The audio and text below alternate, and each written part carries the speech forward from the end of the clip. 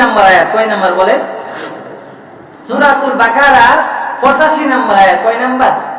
85 নম্বর আয়াতে আল্লাহ তাআলা বলেন, আফাতুমিনুনা বিবাদিল কিতাব ওয়া তাকফুরুনা বিবাদিন।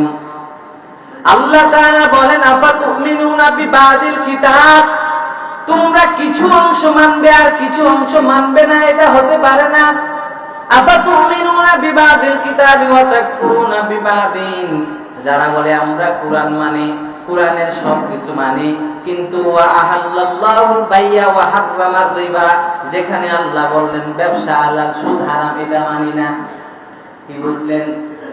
কোরআনের কিছু অংশ মানি, কিছু মানি না, এটা হতে পারে না। ফামা জাযাউ মান ইয়াফআলু যালিকা মিনকুম, যারা এইরূপ করে কোরআনের কিছু অংশ মানে, কোরআনের কিছু অংশ মানে না, এদের প্রতিদান কি?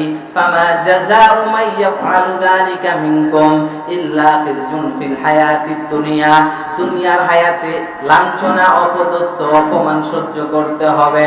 ওয়া ইয়াউমাল কিয়ামা ইউরাদ্দুনা ইলা আশাদ্দিল আযাব, আর কিয়ামতের দিন রব্বুল আলামিন কঠিন শাস্তি প্রদান করবেন, ভয়ঙ্কর শাস্তি আল্লাহ দিবেন। জাহান্নামের যত আযাব আছে আল্লাহ পাক তাদেরকে দিবেন। বলেন কাদেরকে? যারা বলে আমরা কিছু অংশ মানি আর কিছু অংশ মানি না। আফাতুমিনুনা বিবাদিল কিতাব, তবে কি তোমরা কিছু অংশ মানবে? ওয়া তাকফুরুনা বিবাদিন, আর কিছু অংশ মানবে না। এমন যদি হয়, দুনিয়ার শাস্তি হলো লাঞ্ছনাদায়ক, দুনিয়ার শাস্তি হলো অপমান, অপদস্থ, আর কিয়ামতের ময়দানের শাস্তি হলো জাহান্নামের আযাব।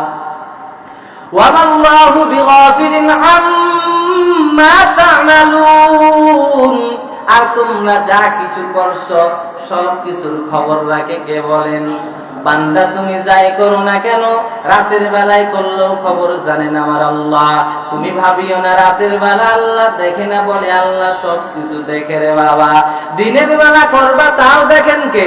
প্রকাশ্যে করলে আল্লাহ দেখেন, অপ্রকাশ্যে গোপনে করলেও দেখেন যিনি, তিনি কে? আল্লাহ তাআলা সব কিছু দেখতে পান। তুমি মনে মনে একটা কথা কল্পনা করছো, দুনিয়ার কাউকে বলো নাই, তোমার মুখ দ্বারাও বলো নাই, শুধু মনে মনে কল্পনা করছো। এই মনের কল্পনার খবরও যিনি জানেন তিনি আমার আল্লাহ। মনে করিয়েন না রাতের আঁধারে গুনাহ করব আল্লাহ দেখবে না, বিচার হবে না, মনে করিয়েন না। কিরামান কাতিবিনা ইয়ালামুনা মা তাফআলুন, রব্বুল আলামিন তোমার দুই কাঁধে দুইজন ফেরেশতা নির্ধারণ করেছেন। একজনের নাম কিরামিন আর একজনের নাম কাতিবিন। দুই ফেরেশতার দুই রকম কাজ, একজন গুনার কাজ দেখবেন, একজন আমলের কাজ দেখবেন। গুনাহ যা করবা ফেরেশতার সাথে সাথে গুনাহগুলো লিখে রাখেন, যা আমল করবা সবগুলো ফেরেশতা লিখে রাখেন। কাল কিয়ামতের ময়দানে আপনার কোনো সামান্য আমলটাও ছুটে যাবে না, সব আমার আল্লাহর সামনে হাজির করা হবে। সব প্রতিদান যিনি দিবেন তিনি কে? এজন্য বলি ভাই, গুনাহ ছেড়ে দাও, কোরআনটা পরিপূর্ণ মানার চেষ্টা করো, আমল করো।